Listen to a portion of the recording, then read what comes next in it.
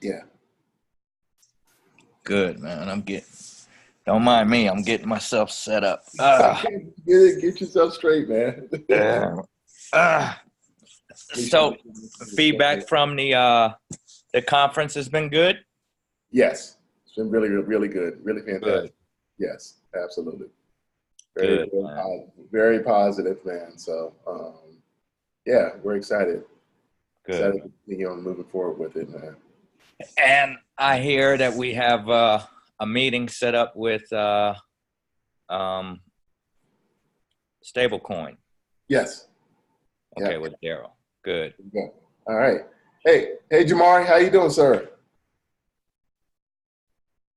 Hey, good day. Hey, good. Fantastic, man. Good to have you in here. Yeah, it's a pleasure. It's a pleasure. There you go. So, all right. Joined too by one of my colleagues here, Corey Henry. Nice to meet you, brother. It's a pleasure. Absolutely. And Jomari, you know Talisha. Of Yes, course. yes, absolutely. Yes, yeah. Talisha will be joining us too. So she'll be jumping on any second. Oh, that's great. Looking forward to it. Then we'll get started. Hey, Jomari, I meant to ask you, where are you located? I'm in Fairfield right now, the Bay Area. Okay, got it. Okay, that's right. All right, cool. Yeah. Like once we start the talk, I'll highlight a little bit. I don't know if you remember me or not, but I met you. Yeah, see, it was last year. See, I got a memory. I got a sharp memory. Oh, good stuff. I met you. It was at the Crypto Invest Summit. Okay. In LA. Yes, in LA at the convention center. Oh, good stuff. Yes, I did. I talked to you briefly. I remember this. Yes, met you then, and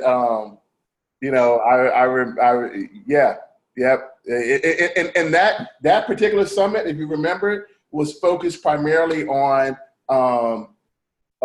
security tokens. Yeah, it was. Yes, remember that one? Yeah, it was all about security tokens. That was then too when we had that one. Hey, Talisha. Hey. Yeah, when we had that one. Oh, Talisha was beautiful. When we had that one. Always. When we had that, when that one was taking place, I went right back, to the rest of the team and was like, hey, STOs are really about to take off, Right. Yeah, after Summit, man, I see everything is gearing up and for STOs to be the next big thing. So they were going very heavy on that time. Yeah, I remember that. Like they had some of everything and everybody there, and it was that. Yeah, it was. I'll never forget it. So, okay, so all right. So now since we got everybody in here, I think we should be good, Talisha. Right? I don't know if I need Yes, you need to share it to the Facebook group. Okay, let me. Get him right, Talisha. Get him right. We are here to serve. That's what I do. That's all. Right. How are you, gentlemen, this evening? Wonderful. Enjoying life. Nice to see you again, Mr. Jomari. No, I'm about to say, my day is much better now. I get an opportunity to see you. Yes, you get to see me today. We go back and forth. All right. You got it? I can't do it because you logged in before me, so. I just hit it, so I should have did it. Fan live stream. Okay, so we should be. Okay, awesome. I'll check. Okay, that should be it, right? Wait, we'll see. Live stream. Okay. It just should say like a share to Facebook. Check. Did you log in as you or did you log in as Cherie? I logged in as me, but I just shared it. I shared it as me. Oh, wait, let me go live. Then it's not coming through. There you go.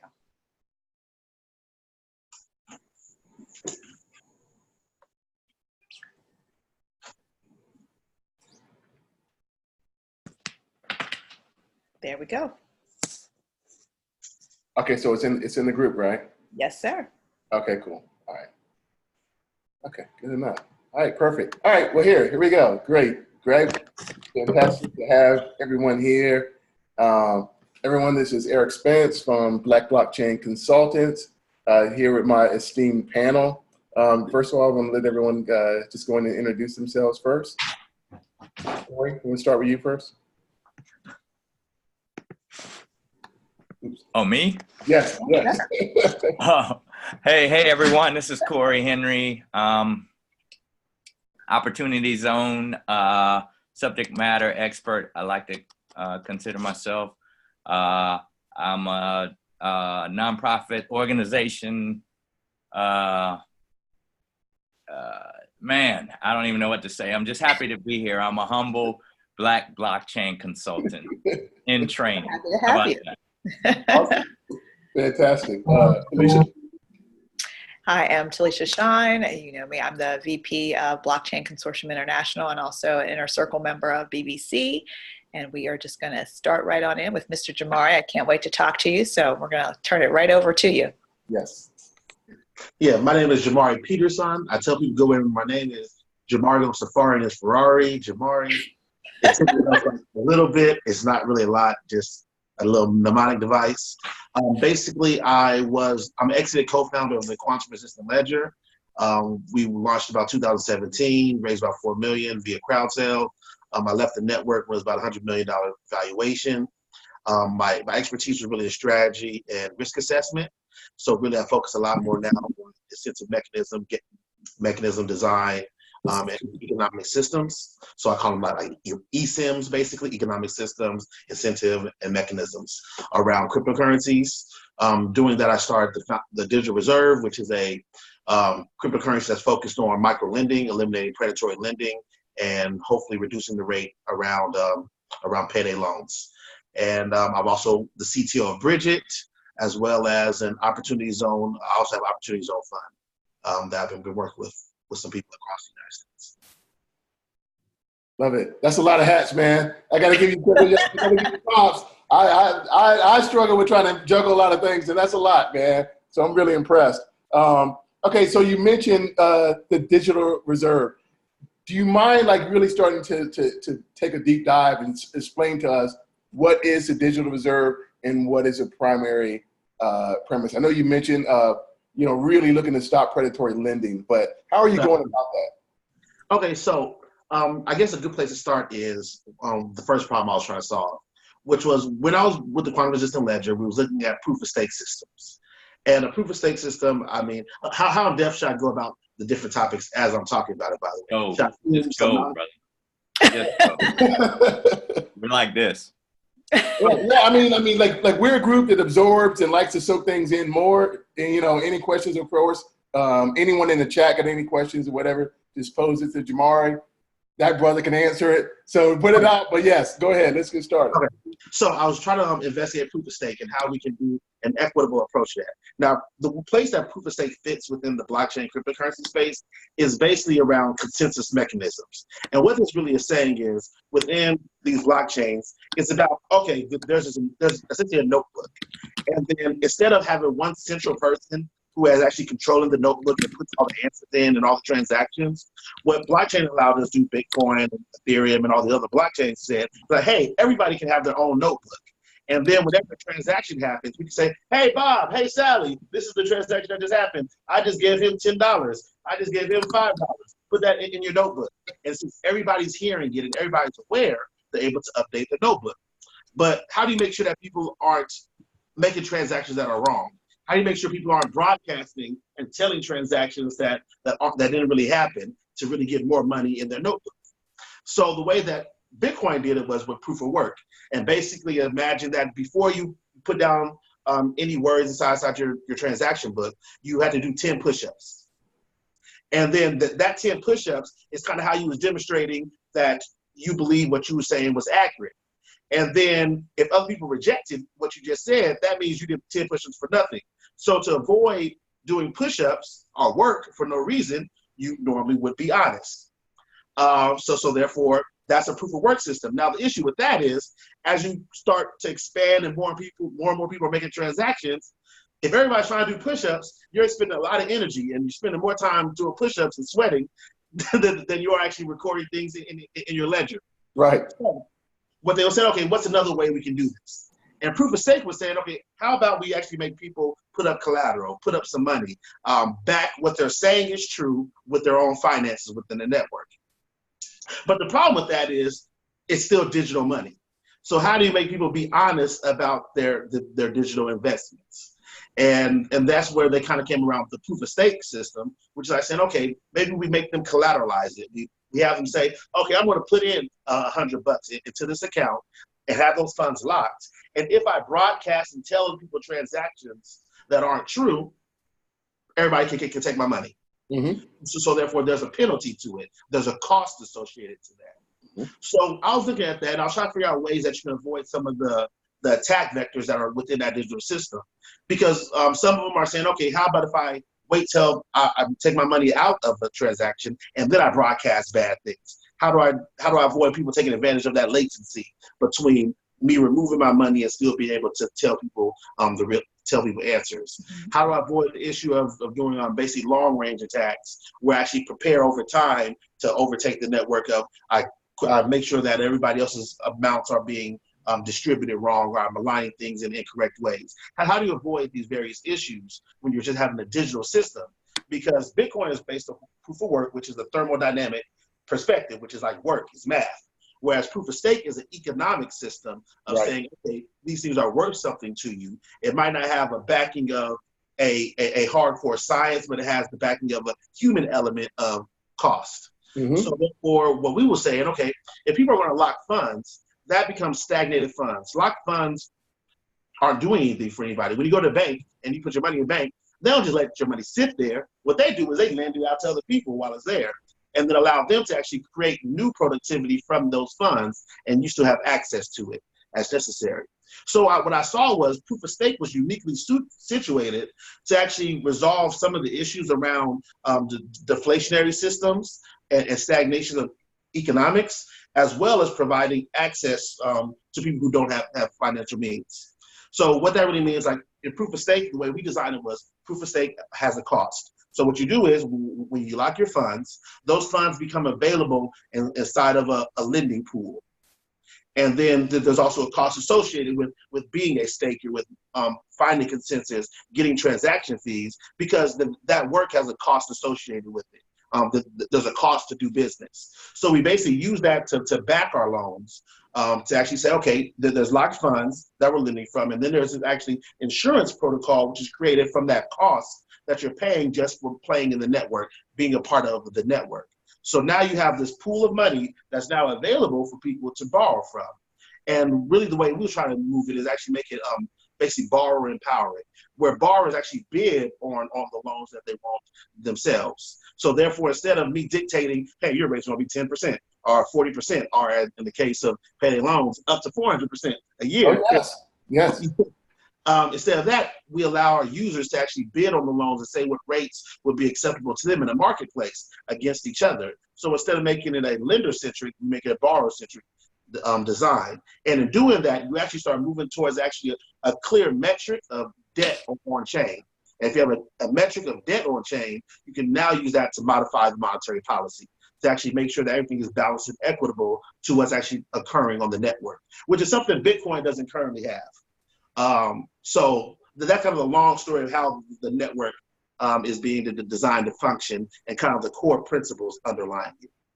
Well, first of all, let me just tell you, like, that's brilliant, and why it's brilliant is because if we look, and of course you've talked about predatory lending, and if you really want to be honest, the way that is, really only one side is getting all of the benefit.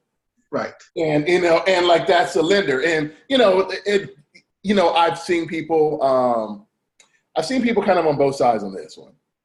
Where I'll be honest, from my side, I absolutely love the digital reserve because I want to see these predatory lenders, just move out. But the problem that people have often mentioned is, okay, if we move them all out, what's going to replace them? Right. And that's a lot of the problems I think that people have where, they go and they have, they may speak to their legislators, and about, hey, these people shouldn't be able to set up shop in these neighborhoods and, basically take advantage of people in these communities. I remember reading, there was this one lady, she had, mentioned it was in our local paper. I think she needed to borrow $1,800 for her, I guess she was at a point where she needed that to cover over for a certain period of time. She was a student. By the time she finished paying off that loan, it was $7,500. That sounds about right. Yeah, and it was just like, and you look at that and like you go, that's like insane. That's insane that you just basically extracted that much, economic value from her future, from her life. Like that is just completely unacceptable. But once again, people say, okay, well, what is the other, like what would you have done? What is the other way to replace it? But it seems like you have completely reversed the model too, because you have made it from a borrower standpoint, then giving them the options to decide and to look. Now, do you have a cap on interest rates and how high interest can go?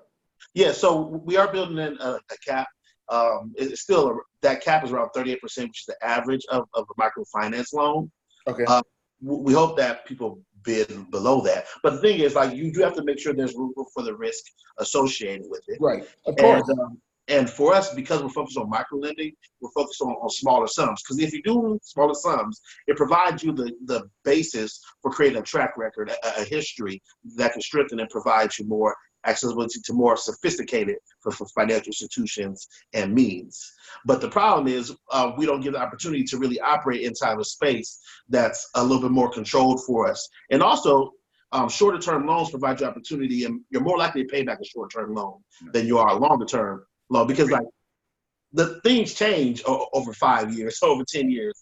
Like I know when I got my first car, not my first car, when I bought my first car and I decided to finance it. And I was like, okay, yeah, 60 months sounds good. I'll spread it out for a while. 5 years, things change a lot over that time period.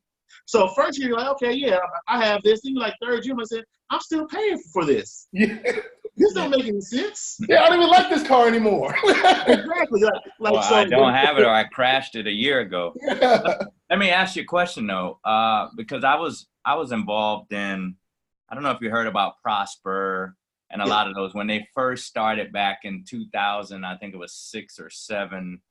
I was engaged and did a lot of lending. Even had a 401k that was kind of ran inside of the Prosper network. Okay, nice. So with that said, how different is this from, say, a Prosper or a Lending Tree or some of those other crowdsourced lending type platforms? Yeah. I'm curious what your take on how this is different from that. One of the core differentiators that I think in this space is depending on how you design systems, it decides winners and losers. The way a lot of lending clubs, Kivas, and other organizations work is that they're self-aggregating who they believe are good debtors.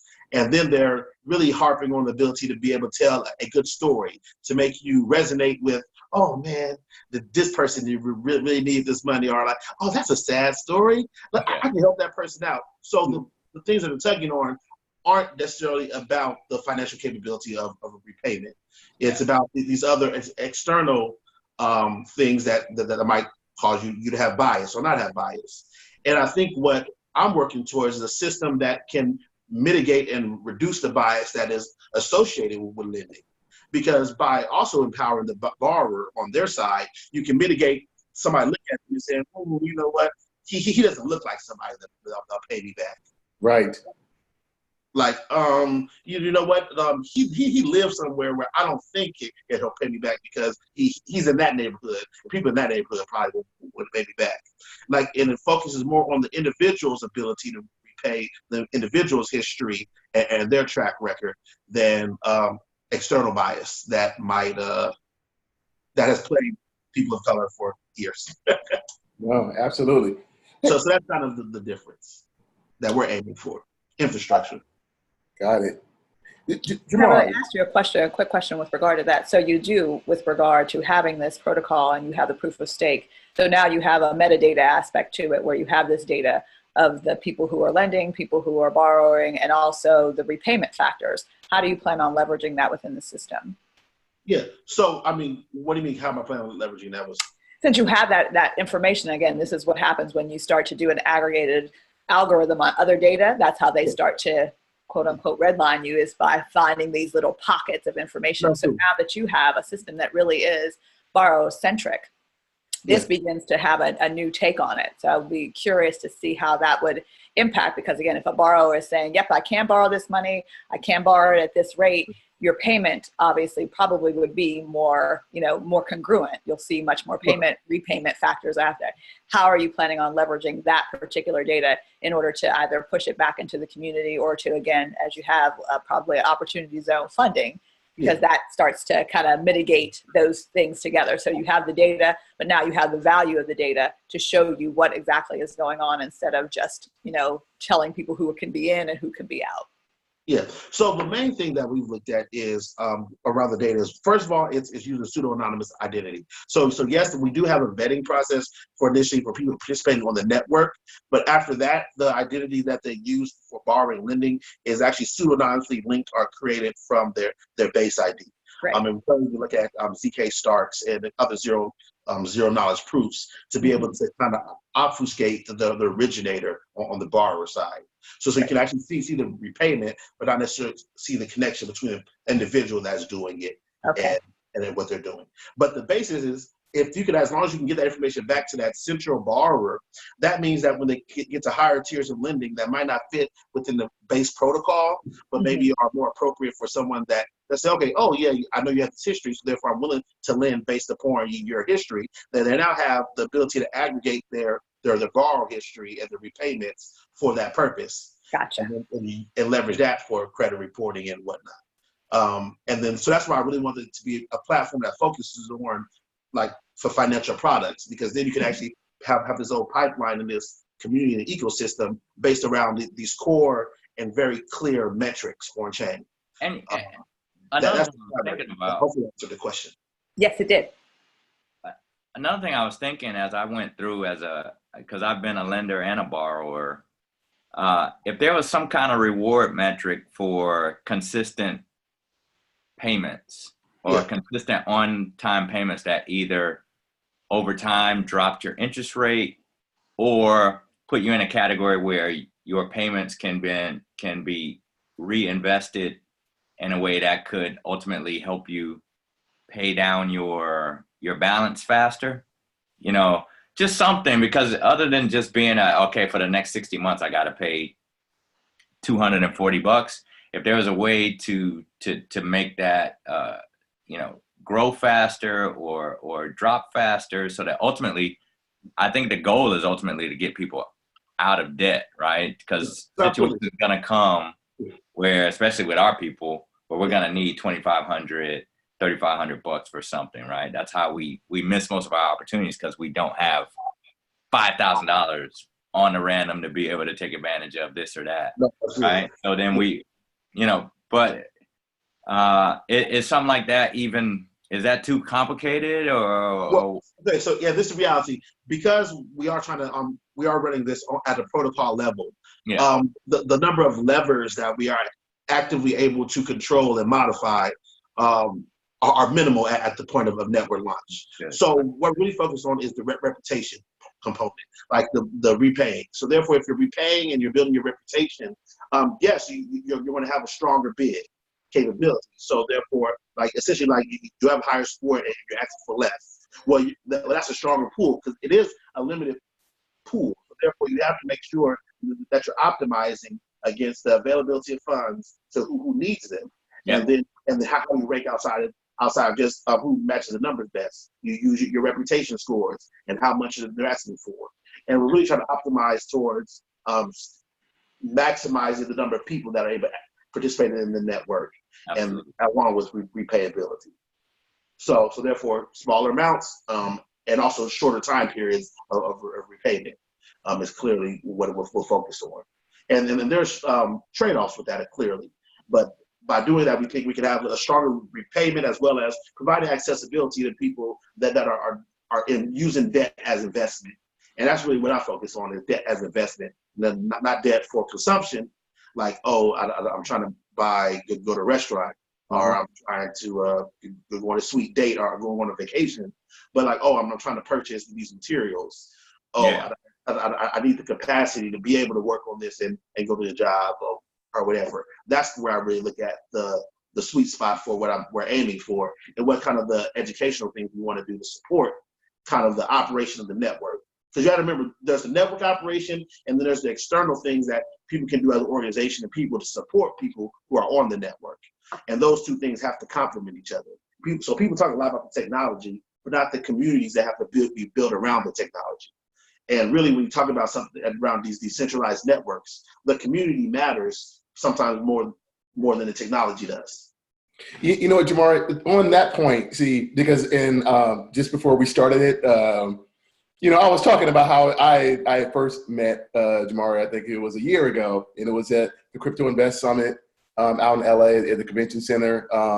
And that summit at that time was really focused on security tokens. And what I remember from you, Jomari, was you standing up, and everyone's talking about these high-level financial instruments and that sort of thing, was you really drilled in the point of using blockchain for economic social justice. Yeah. And if you don't mind, do you mind like speaking in a little bit about that? Because I think that for many, it was kind of like, it kind of hit them to go, oh yeah, you're right. Like we should, like this can be. Yeah, that would work. Yeah, this can be used much more for that. So, but I noticed that that's a big driver in a big premise of everything that you're looking to do. Yeah, because I'm a really systems oriented person.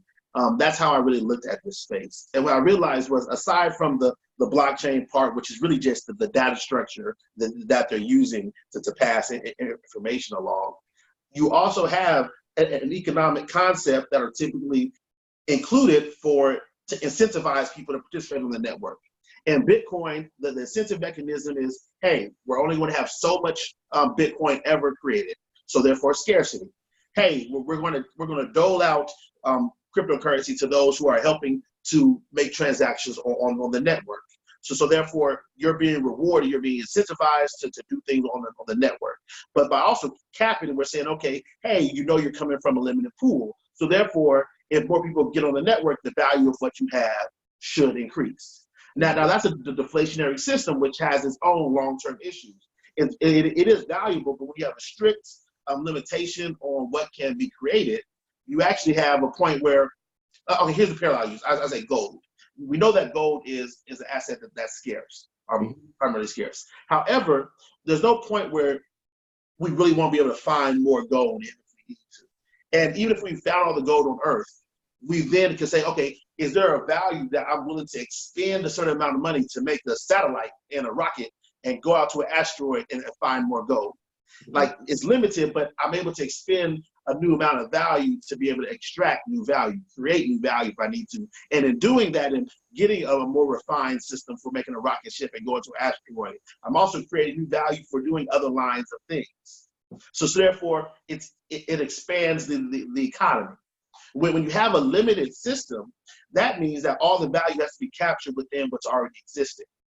So therefore, in the long term, you'll actually have a system where people wouldn't want to lend, people wouldn't want to share what they have, because value only comes from holding on to it and hoping other people want what you have and then want to pay more.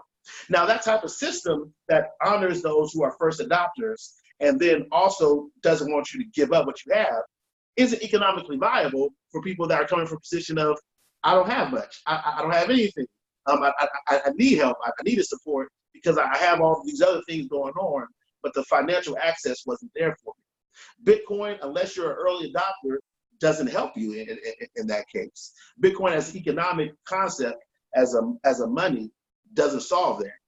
But people have jumped on it, have jumped upon this vision of this principle around this economic principle around that. Mm-hmm. Now, the reality is there's other ways of handling this. There's other ways of approaching economics. We know we have our Federal Reserve System in the United States, which is a monetary policy that they now do a lot more quantitative easing, which becomes real liberal about where that finance is. We have socialism, as of course we have communism. We have these various economic concepts that I believe different people believe in and trust in. So if you can create these communities around the technologies and these communities that you believe have value, you can actually have separate networks that are all working in a way that benefits those people who believe and trust in that common concept and that common community values. So you could I talk to people a lot about how I'm a Christian. So therefore I was looking at the Acts 2 church. Mm-hmm. And in the Acts 2 church, basically what happens was, like, Jesus died and was resurrected. And then the disciples was like, oh man, like he's going to come back. So there was juice, and they all decided to give their money together into a big pool, and so everybody gave them what they had, and they came together, they broke bread together, and all that kind of stuff. But they put all their money into a common pool, and then numbers were added to them daily because people saw that, and that was economic power consolidated. So like, oh man, those people are kind of cool. Let me join them. Let me participate in what they doing. And that was an economic concept. There was spiritual components, but there was economic concept to it. Mm-hmm. And even that, which doesn't really exist in now our current churches, could be replicated via this technology. Mm-hmm. Because people can agree on a common concept and way things should operate around, transactions should be made, and that agreement can be realized via blockchain-related technologies, and then executed in a way that's trusted and that's sustainable. And because you have a community that backs that thought, is viable. And that's where the economic justice, that's where the opportunity comes from. Because if we're willing to come together on a common vision, we can build a network that reflects that vision. Right. And then we can verify that it works. Right. Without people dropping dead for not giving all of their money, right? Yes. Repeat that? I said without people dropping dead for saying that they gave all their money and really didn't, right? Yes. No, right. Oh, yeah.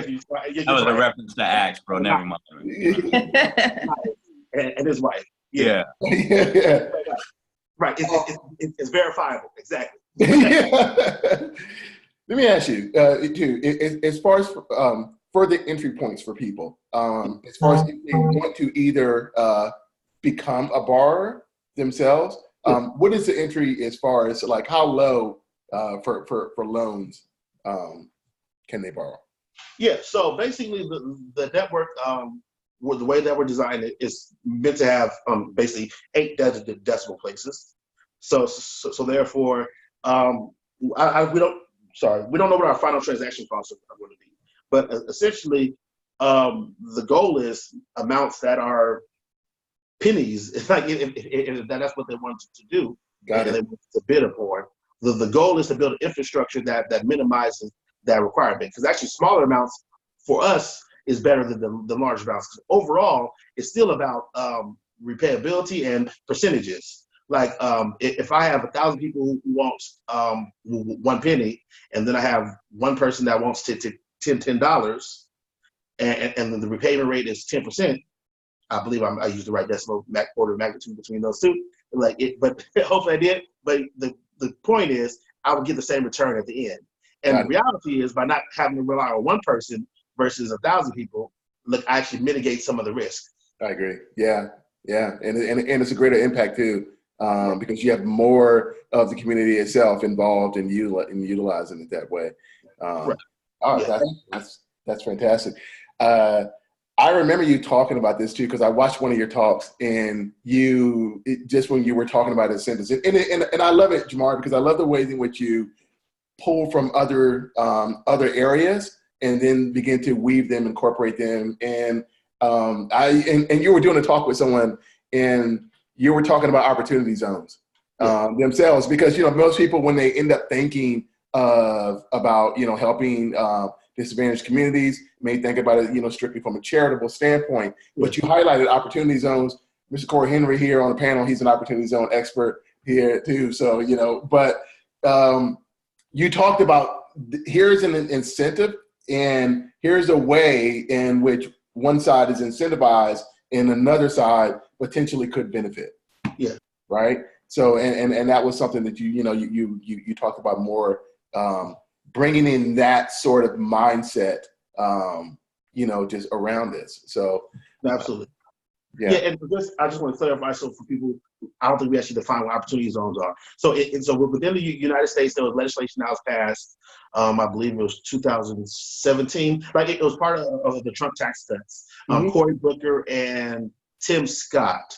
Tim Scott's like a Republican, and Cory Booker's a Democrat. Like they basically slipped in this legislation they were working on, which would allow basically certain census tracts to have the distressed communities to be able to receive funding from people that want to defer their capital gains. And capital gains being if they have stocks or real estate or property, such as Bitcoin or other cryptocurrencies that has appreciated in value, and then they've taken the money out and we have to pay taxes on that.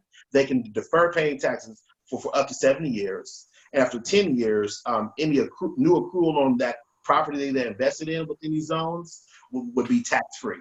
And that was a strong tax incentive for people who have the financial capabilities and capital gains in amounts that are significant. So it provided an incentive for people who have money to invest in communities where people don't have money. And to do it in a way that benefits, hopefully, those communities. Now, the law was really kind of vague because it wasn't written necessarily, truthfully, just for the people to be helped in those disadvantaged communities. It was written to provide another means of a tax break, another way to avoid the tax man. And really, that's fine. It was an incentive mechanism as long as we connect this potential funds to the projects that matter. And that's kind of where these incentive mechanisms and system design matter, because what you even see in the opportunity zone space is there's not a lot of people who look like the people in those communities actually being part of the decision making for those funds, because the disconnect between the knowledge of its existence and the connection to people with money and those people in that community is pretty far apart. But I think the piece that really ties opportunities onto what you're talking about is the fact that the legislation is a part of the Jobs Act. And the Jobs Act is where crowdsourced funding and, Reg A, Reg A Plus, all these different mechanisms for bringing multiple investors to the exact same investment. And that's where we're talking about tokenization, because in essence, tokenization is crowdsourced funding. It gives it, almost more of a physical measure to be able to, aggregate many different investors into one particular project. That's what I love about opportunity zones. What was missing with the Jobs Act was incentive. And opportunity zones really freak loaded the incentives to do this crowdsourced funding. So this just gives us a mechanism of approach to get engaged. I love it. No, absolutely. And I do want to clarify when we talk about Jobs Act, we're not talking about the ones Obama did, but we're talking about the Tax Cuts and Jobs Act.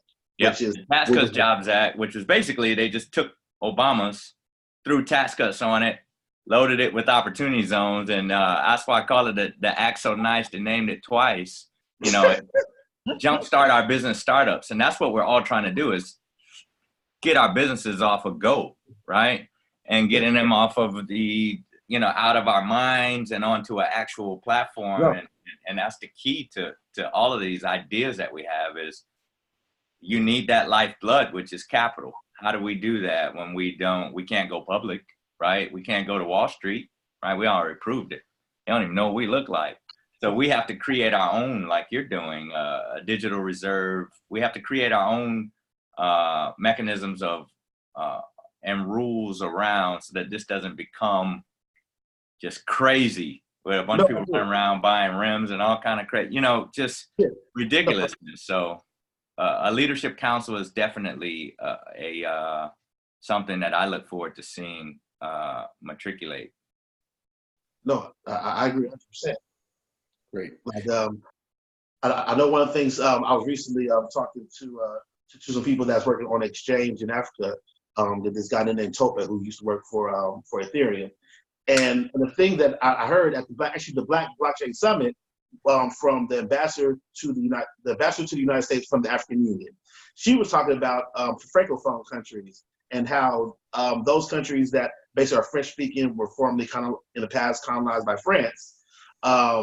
They actually, their monetary policy is controlled and decided by France still, because as part of their freedom, there was a contract that said that they would leave their monetary policy to France, which is crazy when you think about that, because these sovereign independent countries now are still beholden to their colonizer. And well, weak one at that. Right, but it's just interesting because like when we talk about systems and incentives, this is another demonstration of how I think these technology could possibly provide a way to circumvent or empower communities that have been left in some institutional issues. And this is kind of a way of skirting some of those things, because now you can represent value in a way, even though you don't necessarily have your hands on it. For example, I mean, I've been saying like, hey, if you're a country and you know France has your money, why don't you just represent your money on chain? Like, and even if you can't access it now, you knew it was there, so therefore everybody can trust that initial fact as much as you trusted France in the first place with a verifiable network, and then operate from that point on, and then never worry about getting the finances. Whether it's there or not, you use that as the basis for the establishment of your own new monetary policy that's robust and provable and transparent. So yeah, those are the kind of things I think about systems. Wow, I love it. Jomari, and for people that are watching this now that are completely sold, they want to be a part of it. Like, what are some of the first steps that they should take so that they can start getting integrated with the digital reserve? As I break out my phone. Literally, I'm about to be like, yep, type it in. It's literally, but go ahead, bro. I'm listening, please. Yeah, so the main, so we're on most social media. So Twitter, we're Digital Reserve. On Telegram, I believe we're t.me/Digital Reserve. We're also on Facebook, the Digital Reserve on Facebook. And then also email me directly, Jomari, Jomari, at thedigitalreserve.org. The website is thedigitalreserve.org. We have our white paper on there, as well as the people that's been working on the project. We're always looking for help because it takes the community to execute and build these things out. We're looking to do a test demonstration inside Liberia soon. We actually have a partnership with some Liberian credit unions who've been already doing the work in their community, and we want to use them as an outlet to demonstrate the global nature of the network we're building. I'm also working with the Home and Children Village in Pittsburgh, Pennsylvania. Hometown. Now, question, Jomari, is this a body of currencies, or is it one particular currency? So the way we were designed up front is with its own independent currency called the Denari. Now, we externally want to build on and off ramps for people so that that's not necessarily at the end of the day what they're worried about. But I think for the point of maintaining the stabilizing factors and the internal economic balance, it has to be within a consistent currency, because you have to have a consistent metric, and that metric it already exists because we have a unique design. Yeah. People. So I have considered the idea of, okay, could you bootstrap your value by acquiring Bitcoin and then doing some kind of internal vault system on your network? But to do that, you still have to continue monitoring an external network, and then that has a cost associated with it and its viability. So that's the only reason I'm wary about that kind of approach, because you still have to verify what's happening on the main chain at times. And then that's kind of the thing with side chains. There's still this forever connection between the two, and this necessity to refer to the other one to make sure that everything, because you can't verify the accuracy without looking to the main chain. And to do that, then you have, and to really verify, then you have to download the entire node, or at least the necessary transactions that provide you the basis for for looking through and saying, okay, everything was true up until this point. Yeah. So I would like to avoid and mitigate that particular issue, but we're still open to other solutions around that concept. I love it. I love it. Can you talk to us a little bit more too, even about your roadmap? I know you should mention some of the things that are happening already in Africa. You mentioned Pittsburgh. Like, where are you looking at, especially for 2020 coming up? Yeah. So the reality is, we, for whatever reason, look. So despite doing the crowd sale with the quantum resistant ledger and having a successful exit, that was via crowdfunding. Mm-hmm. Like, that was a crowd sale. I haven't actually had direct experience with traditional finance. So, and we've been trying the more traditional finance approach to initiate the development of our network. That, to this point, has been a continual exercise in learning more about the space and about the wants of the various players in the space, mm-hmm. and also try to communicate a unique vision that stands opposed to kind of how a lot of the people are looking at what cryptocurrencies are supposed to do. So even as the value fluctuates up and down. So therefore, we've been continuing to build regardless of the bootstrapping and kind of using our own personal funds. So, but the goal is testnet, verify things, and then building out more of the network functionality. It's going to happen, and the timetable is really just depending on our ability to bring on additional expertise around mechanism to design, machine learning, cryptography, because we do want to use the most current post-quantum cryptography. The format that we use for quantum resistant ledger, I'm not quite sure is as viable for what I'm trying to do. We will rely on that if necessary, but I really want to use ZK starts if we can get the actual size of the verifications down, because they provide post-quantum cryptography as well as the zero proof knowledge. And that's really a nice combination, as well as trustless setup. Because the thing with ZK snarks, which is what Zero Coin and the other one uses. Zcash uses it, I believe, too. Mm-hmm. Zcash. The issue with snarks is it requires a trusted setup. So therefore, there's things that people have to do, and they have to try to obfuscate what they're doing. Because if you have those initial seeds and those initial information, you'll still be able to hack the network. So they were doing all. So I seem like they did a really good job of setting up the network. Despite that, they had people within like kind of Faraday cages and all kind of, like, I think the one guy was like riding on a bet show and trying to do it from Wi-Fi, and somebody else was like in a hotel room, like that they shielded. So they did a pretty good job, but it's still a vulnerability to that type of setup. So ZK starts is really what I'm waiting for. Or some other protocol as well. It has the incrementalization aspect to it, which I think would be very helpful for you. So if you're looking to lower that bandwidth and also the processing, they're working on that currently at this moment. So that's also a very good thing. The CK Start is working on, the incremental aspects, because again, they built the system with that in mind. Yeah. But what happened, they ran into some obstacles, again, making sure that the cryptography and it worked together, because you can't snip it at any point in time. And what happened, the incrementalization kind of fell through. So right now they're putting a big push into that, because that is the next point of how to truly just actually supersize your anything that you're pushing through. The incrementation, if you get it correct, you can actually pump out more. So that's coming. That's the 2020 vision. I know in other aspects, because again, I'm the back end person of the group. So, that's what really people are trying to get to is to utilize that protocol. Again, we're looking at blockchain technology as itself is great and all, but with, again, you have to have some mitigating factors to it to actually be able to process things as succinctly as we want to. Right, exactly. And so that's kind of where we are. We know a lot of the technology we want to use. We're building around the concepts we like. For example, we're going to build with Tendermint for a while. The issue, but because we developed in Python and they was doing most of their work in Go.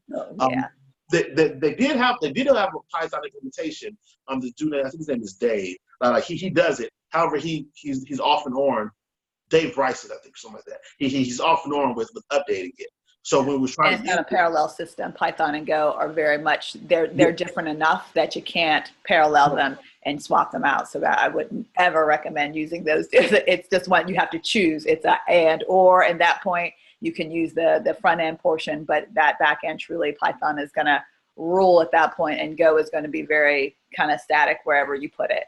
No, absolutely, yeah. No, so their Python implementation is basically the whole framework using Python, and then just referencing the common libraries. Look, I get smoke coming out. Yeah, we're not supposed to get technical, but that's Alicia the part of it. and Jomari, go at it. We're just me and Erica just like There's just parts of it that have to be technical. Like I said, we're here. Right. No, I get it. The high level is great and groovy. There's some nuts that we got to take care of though to make sure that the wheels don't fall off. That's all we're here. I will say this on the finance side, there's a lot of technicality when you talk about, and I think Jomari made mention earlier about not being as familiar or read up on a lot of the financial mechanisms. You know, we don't have to totally escape Rome, if you will, when it comes to looking at some of these, how these mechanisms have developed over time and how traditional finance and capital has been raised over time, because that's something that I know as a Black person, that's not a conversation that we have very often. You know, there's not very many of us that are doing capital raises on a regular basis. So we don't know much about the friends and family round and we know about the friends and family round.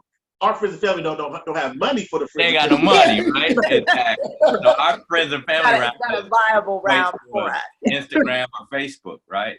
But I said that to say this: the more we understand about Reg D, the more we understand about Reg A+, the more we understand about Reg CF and the different categories of of capital raised that are available to us as a result of a new legislation. You know, this is not old. So to a degree, a lot of the money that's out there still hasn't used a lot of these mechanisms either. These are rather new solutions to a very old problem of how do we get money down to the small businessman, you know? No, absolutely. So this is just going to granulate it even more and allow us to be able to not only, you know, within us, but also as we reach out to the globe of us, right? As we reach out to Jamaica and Haiti and some of these other sovereign countries that actually have natural resources, that actually have something that we can back our currencies by. You know, they just don't have the familiarity or the human networks tied to the American monetary system the way we do. So I love what you're doing. I just think we definitely have to tie those bridges together so that we continue to lead as our brothers from Nigeria and South Africa and Ghana, and because when they come in, man, you're talking about some monsters, man. They're absolutely. I mean, like honestly, like I was chasing down some investment from a couple people like that for a while, as well as some people from Dubai, because when they come, it's like, oh yeah, you have some finances, like help. Congo has over 27 trillion in natural resources, you know? So that kind of stuff even when you look at stuff, just the Vision Fund from SoftBank and things of that nature, there's financial capital out there. It's just the pipelines and the clarity about how we tap into those becomes the issue. And that's what I'm saying. My thing is, like, I'm from the Bay Area, and even growing up, I didn't really understand, or no one talked to me. I heard about Silicon Valley, but no one said, oh yeah, make sure, because I started my first business when I was 12. And I was always into business and looking at that. But no one had that conversation about going out, networking with these particular people. Even the fact of the idea, I had the opportunity to go to Harvard, but I went to Howard instead, because I just wanted to go to Howard. And I didn't get to school I wanted to initially, which was Yale. He's like, yeah. But no one had a conversation about, the value of going to Harvard isn't the education is better. It's that the people that are there have other networking connections that can be valuable to you after you're done and while you're there. And you can create, right. And that's what I wasn't aware of. That wasn't a conversation around college. College conversation for me was around the knowledge. Right.